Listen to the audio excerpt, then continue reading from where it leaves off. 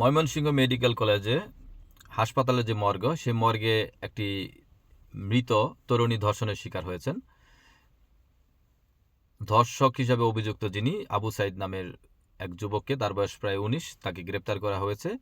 উনি মূলত লাশ বাহক, উনি লাশ বহন করে নিয়ে এসেছেন, লাশ বহন করে কাজই মূলত তিনি করে থাকেন। এবং যে তরুণটি মারা গেছেন তিনি মূলত ফাঁসিতে ঝুলে মৃত্যুবরণ করেছেন। সকল পত্রিকায় প্রায় আজকে খবরটি এসেছে। আপনি চিন্তা করুন, একটি মৃত নারীকে ধর্ষণ করা হয়েছে। এই উনি লাশবাহক যিনি, তিনি হাসপাতালে মর্গে নিয়ে এসেছিলেন। সে সময় তার এই মৃত তরুণীর কোনো আত্মীয় স্বজন সাথে ছিল না। তিনি সেই রুমে সম্ভবত একা পেয়ে ওখানে এই সুযোগটা কাজে লাগিয়েছেন। জঘন্যতম কাজটি তিনি করেছেন। এটাকে আমরা অবশ্যই নিন্দা জানাই তো, এবং এই ব্যক্তির সর্বোচ্চ শাস্তি দাবি করি। আপনারা জানেন যে এর আগে আমরা বিভিন্ন জায়গায়, পাকিস্তানে এবং বাংলাদেশে বিভিন্ন সোর্সে, বিভিন্ন জায়গায় আমরা পত্রিকায় নিউজ দেখেছি যে মৃত যে নারীরা কবর দেওয়া হয়, কবরের থেকে লাশ উত্তোলন করে ধর্ষণ করা হয়েছিল। এরকম খবরও আমরা দেখেছিলাম।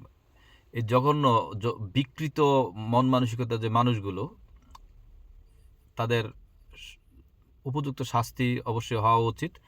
এবং তার পাশাপাশি আমাদের একটা জিনিস খেয়াল রাখা দরকার, যে এই যে নারীদের যে ময়নাতদন্ত পোস্টমর্টেমের জন্য, এবং যেসব নারীরা অ্যাক্সিডেন্টে দুর্ঘটনায় আহত হন, তাদের যে এই অঙ্গ প্রত্যঙ্গ রেখে দেওয়া হয়, এই কাজগুলোতে যারা কাজ করে থাকেন তারা খুব অপ্রশিক্ষণপ্রাপ্ত এবং খুব নর্মাল, এবং আমি বিভিন্ন জায়গায় দেখেছি খুব সাধারণ অ্যানালগ যন্ত্রপাতি দিয়ে তারা কাজগুলো করেন।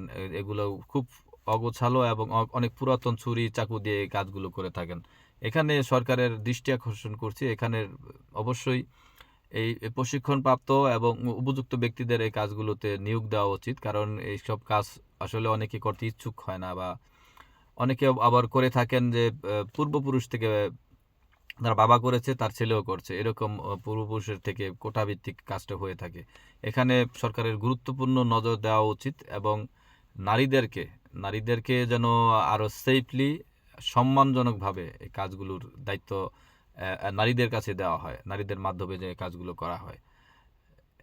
আমরা বিনীতভাবে সরকারের প্রতি আহ্বান রাখবো, এইসব জায়গা যেন খুব ভালোভাবে সরকার নজর রাখেন। এবং এই কাজটি যে আজকে হয়েছে, বাংলাদেশে রাজনৈতিক নানান ধরনের খবর কিন্তু আছে, কিন্তু আজকে যে কাজটি ঘটলো, এর দৃষ্টান্তমূলক শাস্তি আমরা দাবি করতেছি। ধন্যবাদ সবাই।